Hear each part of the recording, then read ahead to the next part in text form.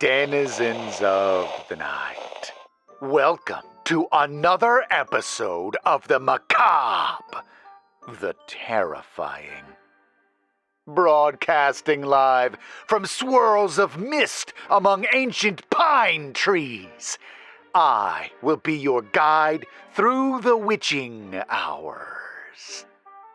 Tonight, we'll play the part of the city mouse visiting the countryside.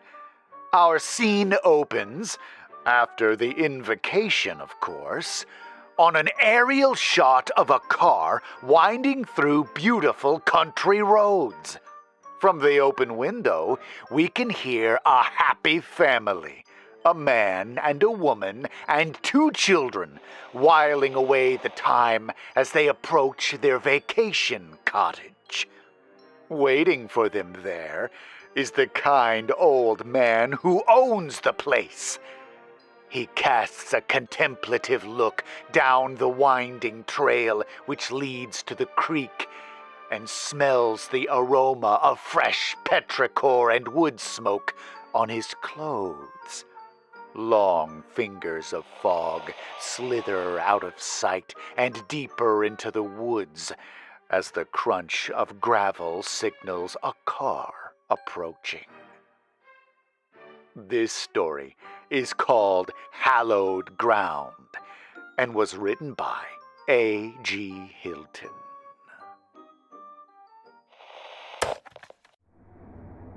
The servant, like his forebears, truly believed in God, believed in His power, in His almighty voice. He knew that God spoke and worked most clearly through His creation, that in the pastures, hills, and forests of this very farmland, the true God was far closer than any stuffy church. He stretched his hands in the morning air, sensing that the last chill of winter had melted away. Spring waxed in the air, a time for new life, for new growth, a time for the good work. Blessed be the harvest. Praise be to Him. Bree watched the countryside rush by in a flurry of greens and browns, and couldn't help thinking that she would rather be back home for this 2-week hiatus. But a look at her husband, William, quieted the thought. She knew he felt trapped in his job, and though he wouldn't admit it, trapped in the city. She had agreed to this 2-week vacation to some backwater in the Carolina hills because she knew he had to get out, had to recharge. Judging by the slight smile on his face as he navigated the winding back roads, the trip was already doing him good. "Are we almost there?" came the 100th unison inquiry from Thomas and Millie in the back seat. Bree turned to the children, trying to keep an even-keeled response, and said, "Soon. Why don't you 2 enjoy this beautiful view? I know. Let's play I Spy again." A collective groan came from the back seat. "But there's been nothing but stupid trees the whole time we've been driving," Thomas whined. Will cut in. "Hey, you complain about those trees now, but wait until you're up climbing around in them. And this place has a tire swing, if I remember correctly. Let me tell you, Grandpa had one on the old farm, and there is nothing like a tire swing ride. Now we're almost there, so just think how fun that will be." The children considered this, and for the time being ceased their inquiries. Bree slipped a hand stealthily over the center console and gave Will's thigh a grateful squeeze, which broadened his grin further. After 20 more minutes of driving through pine-wooded foothills, the land opened before them. Immediately, Bree recognized the scene from the Airbnb's webpage, although it was much livelier now. Where the initial image pictured a cottage bordered by the tall harvest-ready stalks of corn that filled the adjoining field, the scene now burst with the vibrancy of spring as new shoots of corn struggled brightly through the soil. Behind the cottage could be glimpsed the highest boughs of the old oak where the tire swing was purported to be. Beyond, the forest rose, cool, dark, and impenetrable, in a solid wall while the cloud-dappled blue sky hung in bright contrast above. Will brought the car into the gravel drive, triggering excited shouts from the kids, and Bree spotted an old Chevy in the drive. An old man sat expectantly in the open truck bed. He threw up a hand as they approached. "Who's that, honey? Is this the right place?" asked Bree. Will shrugged. "We'll find out, I guess." He brought the car to a stop and got out. "Afternoon," he called to the man. The old man rose and ambled toward him, smiling in a pleasant and sleepy way. "Reckon you must be Mr. Braden," he drawled. "James Sutter at your service. I own the place." "Good to meet you in the flesh. Is everything all right?" "Oh, everything's just fine. I don't mean to intrude, but I thought I might welcome you to the place. Gotta say, I'm rather proud of the way I got it spruced up." "Oh, well, we appreciate it. Beautiful place you got here. Reminds me of my grandfather's farm." Will looked at the vibrant corn shoots. "Your corn sure is doing well for so early in the season." "Real good soil around here. My family's always worked hard to keep it that way." Bree came forward with the children, trying to catch Will's eye. At last he took the hint and turned to them. "Oh, Mr. Sutter, I'd like you to meet my wife, Bree, and our kids, Thomas and Millie." Sutter smiled and nodded. "Howdy there." He stood for a moment, looking them over with admiration. "I think you're all gonna like the place, and it'll like y'all just fine, too. Plenty of beautiful sights to see, especially," he hooked a thumb over his shoulder toward the tree line, "out yonder over the creek. We can't wait to take it all in." Sutter gave another nod of approval. "Well, let me get on out of your hair. Don't want to be a bother. Keys in the lockbox like we discussed. My place is round the bend if you should need anything." Then the old man got back in the truck and disappeared down the road in a puff of dust. Will put an arm around Bree's waist. "Well, the natives seem friendly enough." He turned to the kids. "Now, who wants to go check on that tire swing?" They were off with a cheer, Will hot on their heels. "Hey, be careful!" Bree called after them. Will turned and gave her a childish grin and a shrug before following the kids around the house. Bree had to admit, the place was beautiful, more vibrant than other rural locales she had seen. Yet she couldn't shake a feeling of vulnerability which came over her as she saw the small cottage dwarfed by the row of pines. They looked like they might lean over and snatch up the house if they wanted. She shook her head at the thought and chided herself for thinking like some caricature of a city dweller too afraid to let her kids get out in the fresh air. Will and the kids played hard into the dusky evening. Bree joined in and surprised herself by taking off her shoes to walk with them through the cool creek that ran along the property's wooded border, as Will taught the kids to look for crawdads and salamanders. She could sense her husband's nostalgia and found that it was strangely infectious. Later, after the kids had gone to bed, Bree found Will at the sink, absently washing dishes and gazing out the window toward the forest. She came up behind him and rested her head between his shoulder blades. "Have you found the miracle for the middle-aged man?" You were like a pup out there today." He chuckled. "I may be paying for it tomorrow. Lower back already feels a little stiff.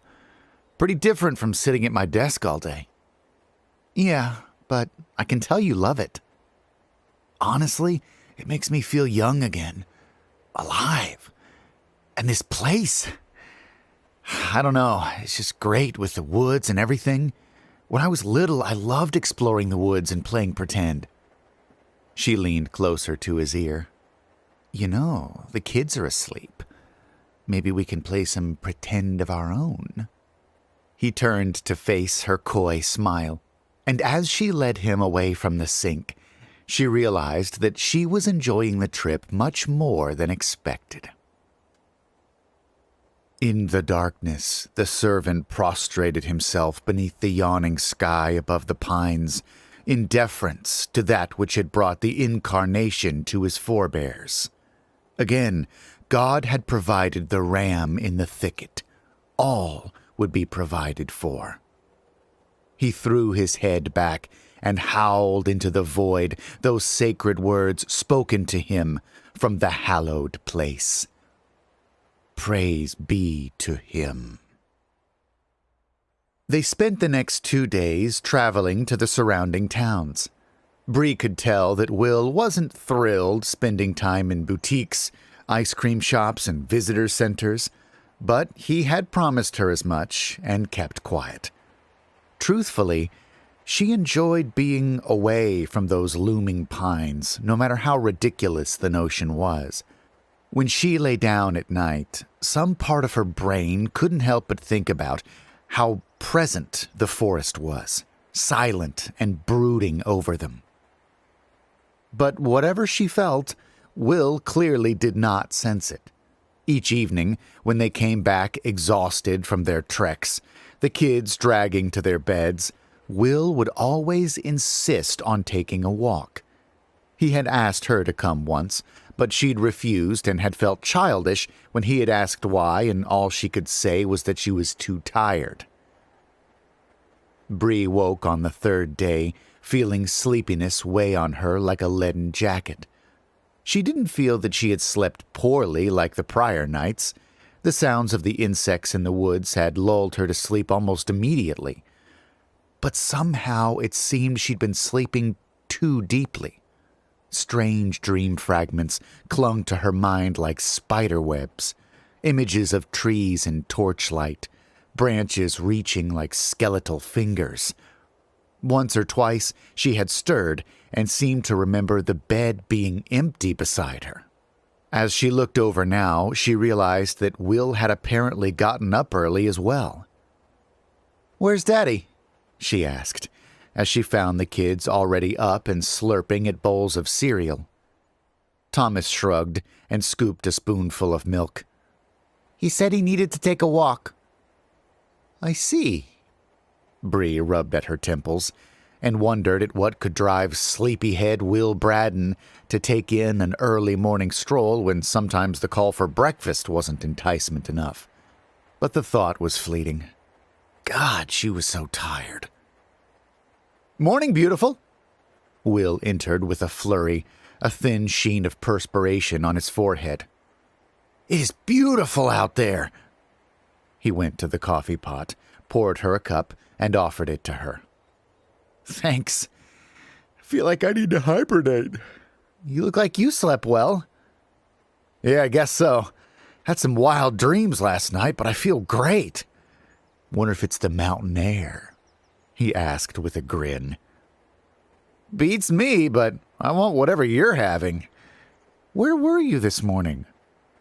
"I just took a walk." "Where at?" "Out in the woods." Those words, the woods, stirred something in her mind. She thought of the way the trees seemed to lean toward the house and suppressed the urge to shiver. "Daddy?" Will looked across the table to where Millie stirred her remaining cereal absently. "Can we play in the woods today?" "Sure, pumpkin. And let me tell you, there are some neat spots out there. Special places." I thought you wanted to see some waterfalls," Bree cut in. "We were planning on hiking some trails at that park, remember?" "Yeah, waterfalls!" Thomas shouted and splashed in his cereal. Bree thought she caught the ghost of some expression cross her husband's face. Was it irritation? Some veiled anger? But it was gone, and he smiled as he had all morning. I had forgotten. Don't you worry, Mill. We'll have time to go exploring later. I promise. Millie seemed cheered by this, but Bree couldn't shake that image of the leaning trees from her mind. God, I'm a city slicker if there ever was one. Though she couldn't explain why, she didn't want her kids beyond those trees. The rest of the day was wonderful. Once they were away from the cottage, Will seemed to lose some of the frenetic energy he'd been harboring. In total, they took in 2 beautiful waterfalls, as well as a lovely lunch and dinner in the adjoining town. It was dusk when they returned to the cottage. The kids rejoiced and leapt from the car. "Can we go exploring now, Daddy?" Millie asked. "It's getting dark, kiddo," Bree responded. Millie kept her eyes on her father. Will said, "We could take a little walk before it gets dark." Bree shot her husband a look which, in other circumstances, would have been more than adequate to convey her feelings on the matter, but Will shrugged it off. "You don't have to come if you don't want to." "It just doesn't seem like a good idea. Not very safe." Will came to her. "It's perfectly safe. I used to do this stuff all the time as a kid. Sometimes we'd even go out with flashlights and dare each other to go deeper. It can't hurt to take a little walk." "Fine," she said, and hated that she was giving in so easily. "But just for a bit, and I'll come too." Millie let out a cheer and cut across the yard toward the creek with Thomas on her heels. Will and Bree scrambled to follow, Bree calling for them to wait up. Soon, the family had crossed the gurgling stream and penetrated the forbidding row of pines. Once beyond the barrier, they seemed to enter another world entirely. The forest floor lay beneath a carpet of fallen pine needles. Because of how close the pines grew together, the sunlight was stifled, making the space dim and the air stuffy. Yet the absence of much shrubbery meant the walking was easy going, and their line of sight extended deep into rows of flaking tree trunks.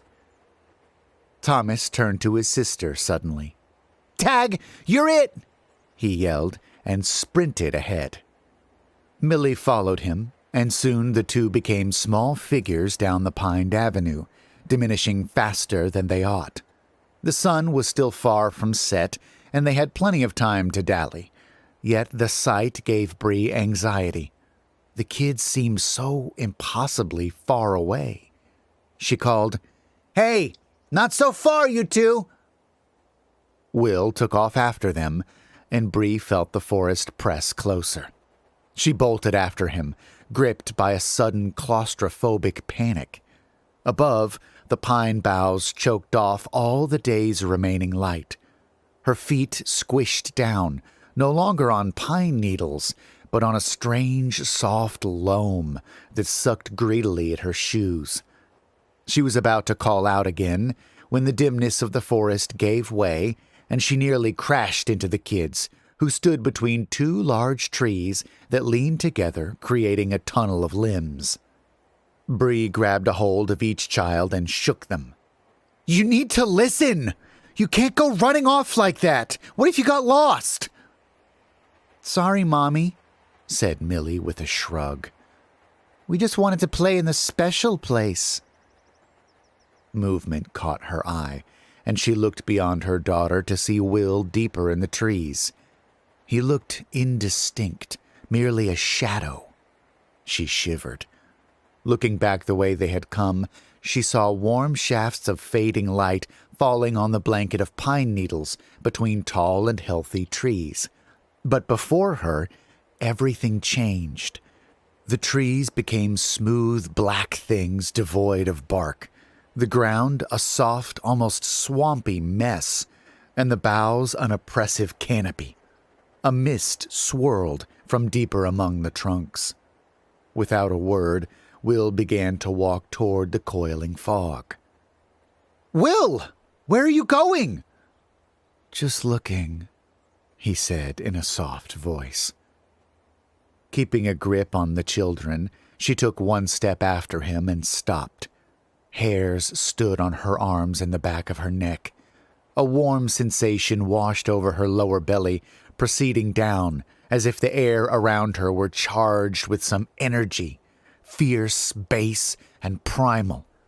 All at once, she felt that she could plunge madly into the trees, deeper and deeper, pulling the children along with her, needing to pull the children with her.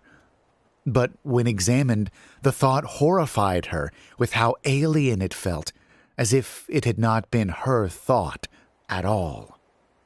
"Will!"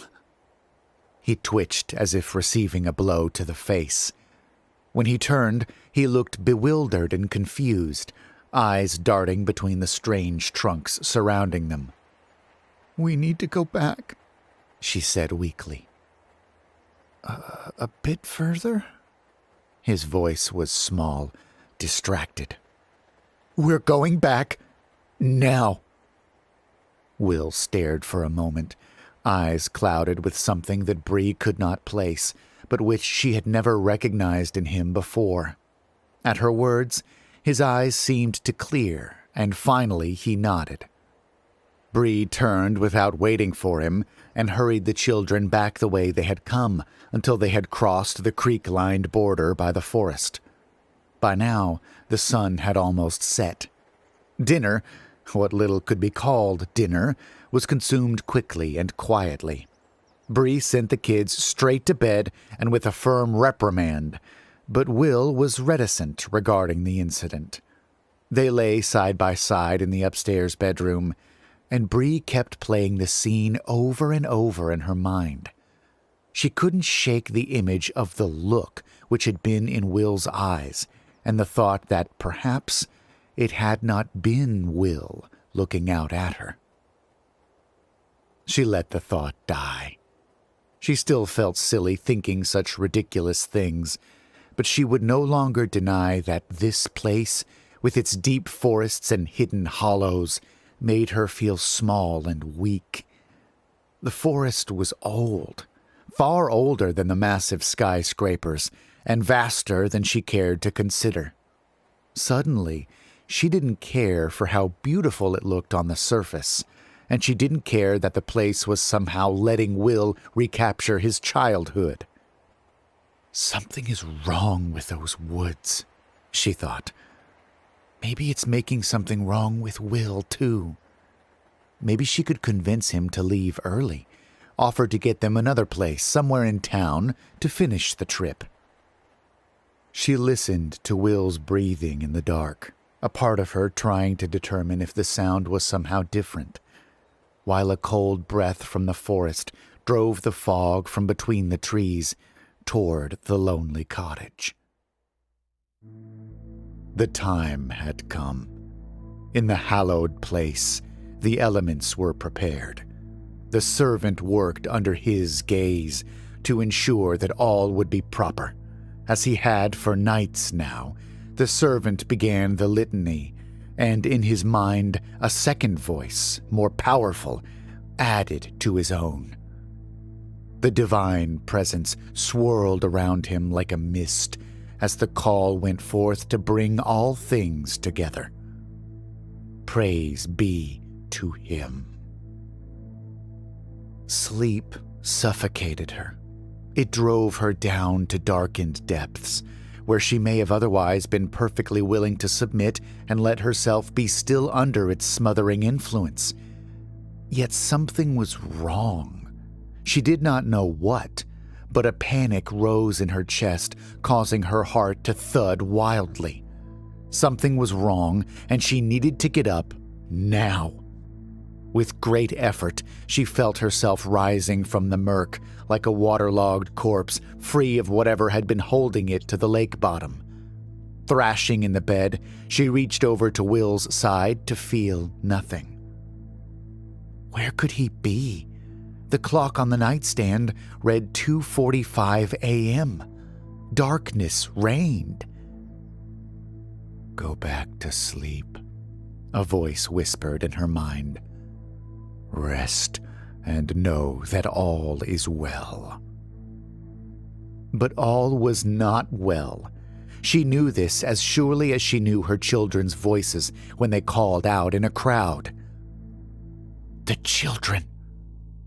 She didn't know why, but at the thought of Thomas and Millie, all her panic converged into a fine maternal point.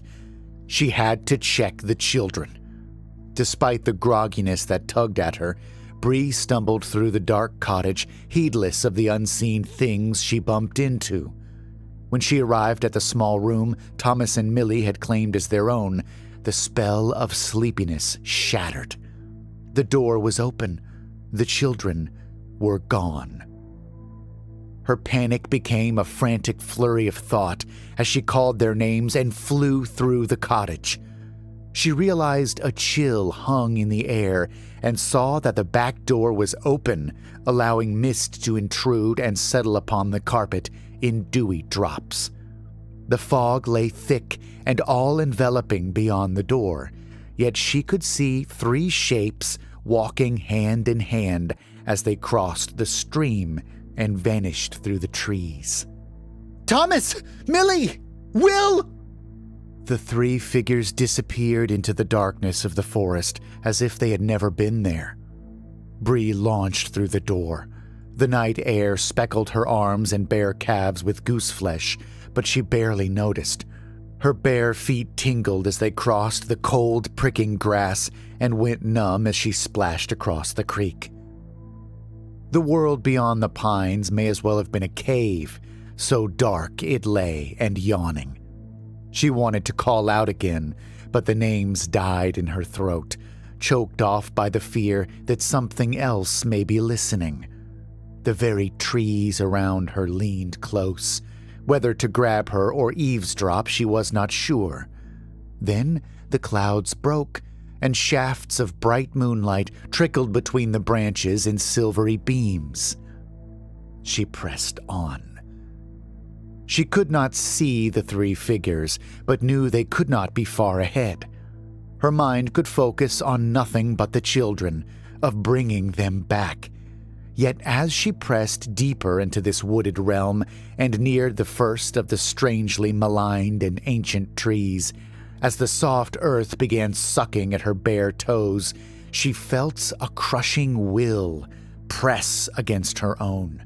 It came wrapped in that primal sensation of aggression and lust which had struck her at this threshold earlier, but now it was fierce and directed at her. It hated. Hate, ancient and powerful, seemed to drip like sap from the trees about her. This place did not want her. The thought seemed insane, and yet she knew it to simply be true. She knew now that her initial misgivings had been justified. The place did not want her and her stench of city living, but it wanted Will. It wanted the children. A cry went up from the darkness. Long and wailing, it carried like an alien song through the forest, and the trees swayed about her, though there was no breeze. The all-enveloping mist abated momentarily and allowed Bree the glimpse of a fire and 3 silhouettes against the flames. Finally finding her voice, Bree screamed the children's names as she came on. One of the smaller figures seemed to turn its head as she approached, and she recognized Millie's voice at once. "Mommy?" Her little girl's voice sounded dreamy, drugged almost, and her panic came back full force. The forest around her screamed its frothing hatred as she set foot into the open space where the fire burned.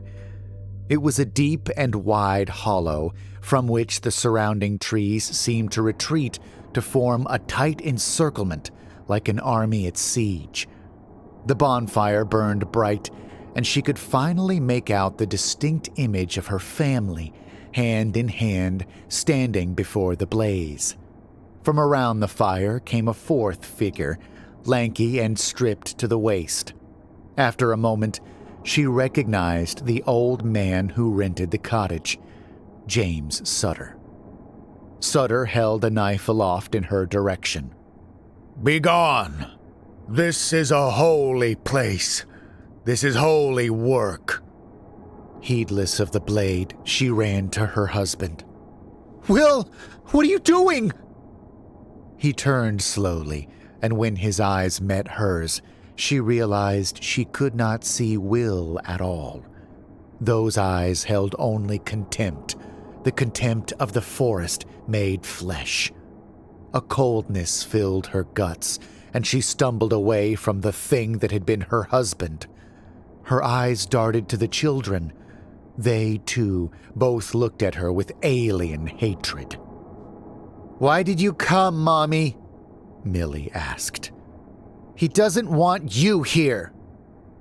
She looked at the three of them in bewilderment, then lunged forward. "You're coming back with me!" A deep sound resonated through the hollow, stopping her cold. It was the groaning of bark under great stress, the grinding of great plates far below the mountains, and the moan of the wind between the trees. She became aware of a looming shape beyond the fire. Massive, it rose alone, twisting into the air like an old and impossibly huge oak tree. Mouth agape, she watched as the things which looked to be branches twisted and writhed. All around, the forest responded with a great rustling of its own that roared into the deepest and most archaic parts of her brain. She screamed, her mind swallowed beneath a force of will ancient beyond reckoning, as the dark thing rooted beyond the flames twisted more violently. A deep bellowing rang through her bowels, and the man called Sutter fell to his knees as a split like a bloody wound opened in the thing's center. An eye, crimson and impossibly large, gazed at her across the flames with a disdain that dissolved all thoughts to one maddening chorus. Blessed be the harvest. Praise be to him. Praise be to him indeed. You won't catch me stepping out of line when the great eye of the forest is watching. Don't you think this has Lovecraft meets Invasion of the Body Snatchers vibes? With maybe a little bit of the mist thrown in. Many of Mr. Hilton's works bring the protagonist face to face with a power or force that beggars human imagination and perception. Imagining sinister forces so much greater than myself gives me a delicious sense of helplessness and insignificance. You might be able to outrun Jason or Michael, stop a vampire with garlic or holy water, but what are you going to do to stop the great eye of the forest? There is nothing to be done, and from there springs some of the horror. If you enjoyed this story, please leave a like on this video and check out more from this author in the links below. I'll put up a couple more stories from Mr. Hilton in the end cards, so click on those and let's keep this ancient horror rolling. Let us know what you thought in the comments. And whatever you do, read the reviews carefully the next time you rent an Airbnb. And don't fall asleep.